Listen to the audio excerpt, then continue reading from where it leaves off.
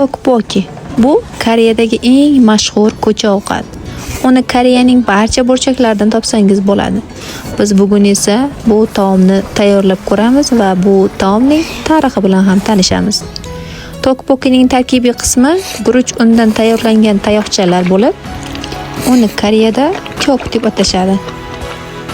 Tteokbokkining kelib chiqishi Choson sulolasining yillariga borib taqaladi. O'sha paytda bu taom garetyok sifatida tanilgan.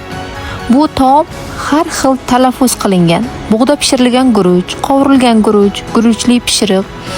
Tteokbokki nafaqat Koreya madaniyatini, balki uning tarixi, Koreya xalq sifatida duch kelgan qiyinchiliklarni ham aks ettiradi.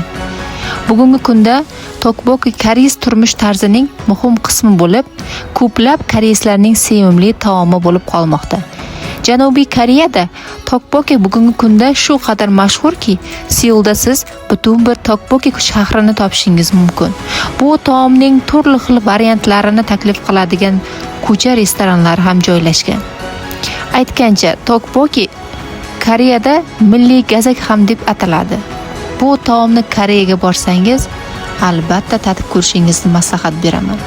Men bu taomni uy sharoitida tayyorlab ko'rdim. Sizga ham maslahat beraman. Yoniga ramyonlari bilan